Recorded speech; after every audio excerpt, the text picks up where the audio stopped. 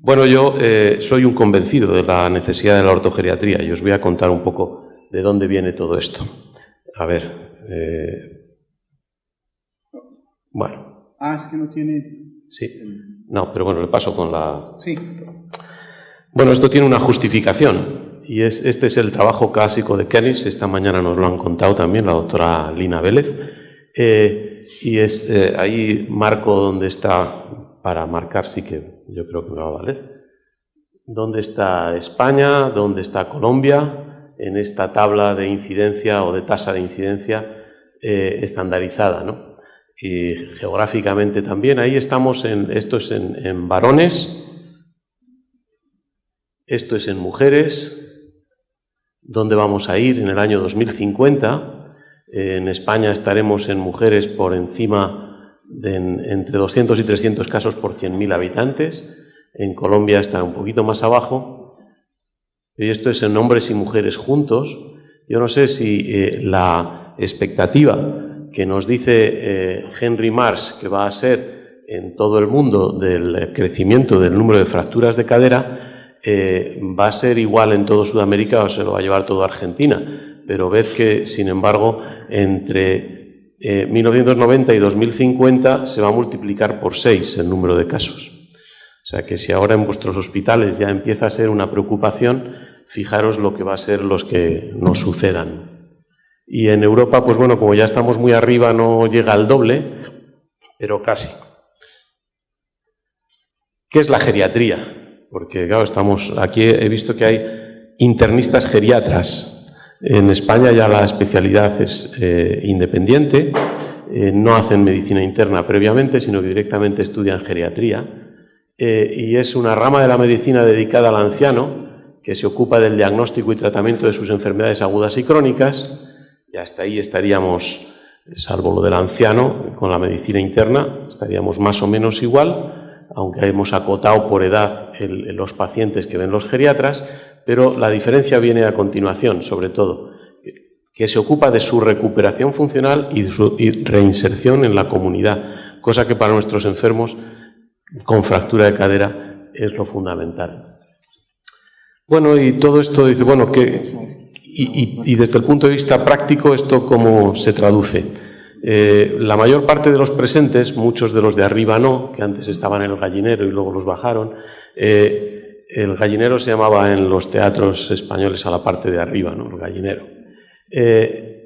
Los modelos asistenciales eran el clásico, el paciente ingresaba en urgencias, de ahí iba a la sala de traumatología, el cirujano era el responsable, le operaba y hacía la interconsulta al internista o al cardiólogo en su caso o al endocrino para ajustarle la diabetes y dices, bueno, pues más o menos ibas peleando para que la cosa funcionara. Esta era la estructura de cómo funcionaba todo en cuanto al ingreso en traumatología, se operaba. Ahí íbamos a una rehabilitación prolongada, problemas médicos, problemas sociales, se consultaba a ver si ayudaba y, sin embargo, había algunos que iban bien y se iban de alta. Pero eso, en estos esquemas, significaba una estancia media de casi un mes de estos pacientes, de más de 20 días en general, una edad media que no era excesivamente alta, ahora estamos bastante por encima, y una mortalidad,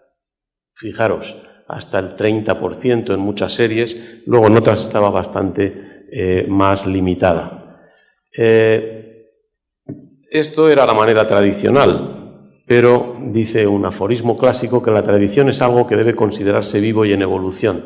De otro modo no pertenecería a la vida, sino solo a la memoria. En los años 60, en el Reino Unido, empieza a haber cierto movimiento asociativo entre geriatras y cirujanos ortopédicos. Es clásico el trabajo de Bob Irving, que es geriatra, y de Michael Devas, cirujano, que ahora los veremos, que lo presentan en un congreso internacional de geriatría en el 63, y este otro trabajo publicado también en otra revista de geriatría de Clark y Wainwright.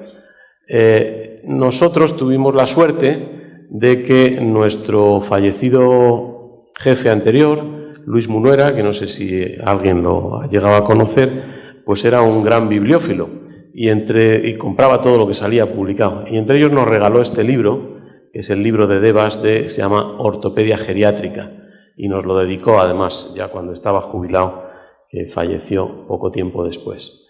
Bueno, el de arriba se ve claramente que es el cirujano y el de abajo con esa cara simpática es el geriatra.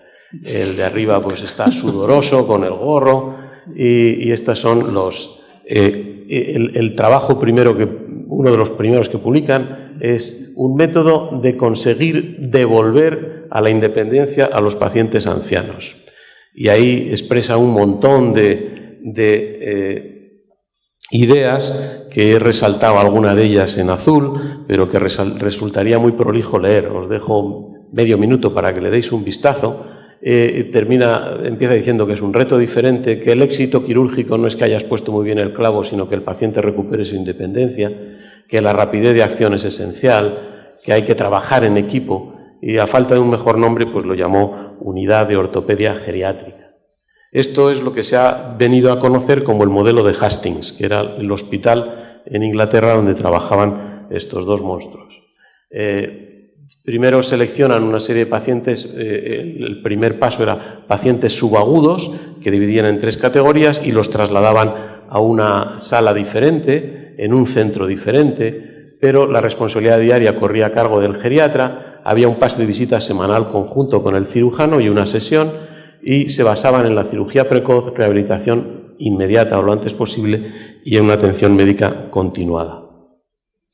Esto era el cambio que se ofrecía en ese modelo: ingreso en traumatología, se operaba, pero ya se iba directamente a la consulta geriatría prácticamente desde que el paciente ingresaba para ya ajustarle un poquito mejor todo eso. Entonces se describe la geriatría, ortogeriatría subagudos, modelo de Hastings, y aparece en los 80 un paso adelante que son los equipos consultores geriátricos, que esto es pues quizá el trabajo más clásico del 85 de Barker. Bueno, y los consultores eran, pues ya tengo el paciente ingresado, aviso al geriatra que venga a vérmelo, pero es en mi planta, mi paciente, y el geriatra me ayuda.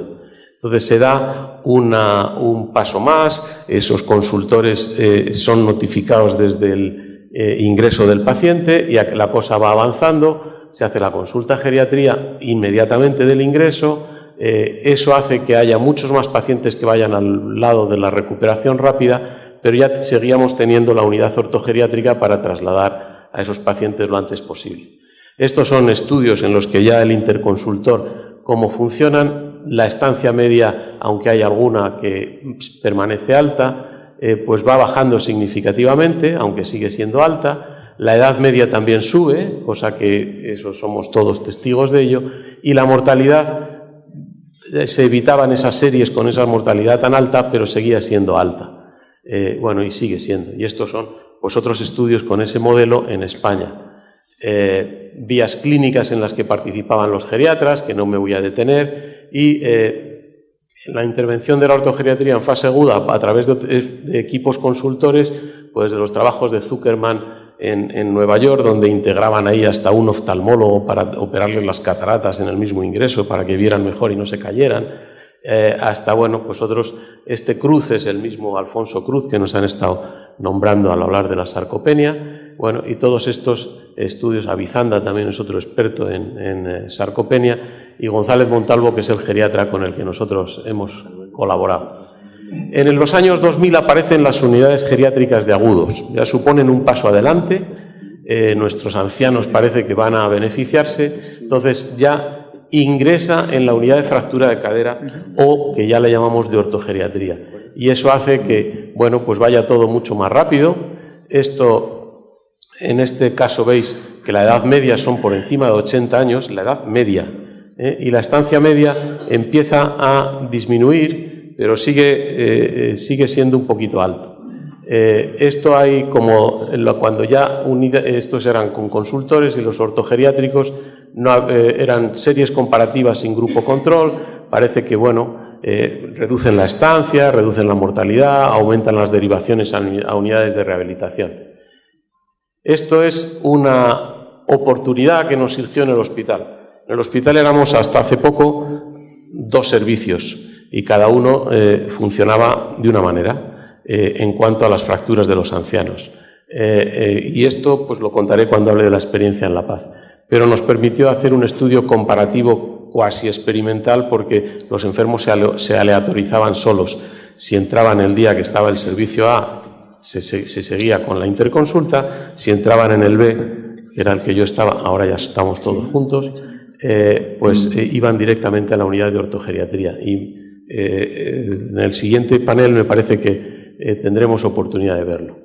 Y esto es para terminar esta fase de la historia, o sea que hemos pasado por paciente que ingresa en traumatología y eventualmente se avisa a un internista o a otro especialista, paciente que ingresa en traumatología pero que se consulta a geriatría y se deriva a subagudos, pacientes que ya pasan a la interconsultor mucho más rápido, unidades de responsabilidad compartida, que son lo fundamental y lo que ha hecho cambiar todo esto. Y este trabajo italiano muy reciente habla de si esto no va a cambiar al revés, si no vamos a volver al principio, pero al revés. Es decir, los pacientes van a ingresar en una sala de geriatría y nos van a consultar a los artesanos osteosintetizadores o colocadores de prótesis. Yo creo que eso debemos, como traumatólogos, luchar para que no suceda, porque yo creo que tampoco sería bueno. Yo creo que lo bueno es la responsabilidad compartida o la cogestión o el managed care, que es lo que nos dice la actualidad. Bueno, esto es una foto de nuestro hospital, la torre de maternidad. He quitado las de al lado. Estamos al lado de los que conozcáis Madrid recientemente, de las 4 torres esas que están donde antes entrenaba el Real Madrid. Entonces ha quedado, este edificio de 15 plantas, se ha quedado como muy chiquitillo. Y al lado es un hospital muy antiguo que está en Canto Blanco, que es donde tenemos la unidad de recuperación funcional, donde trasladamos los pacientes muy recientemente. Gracias.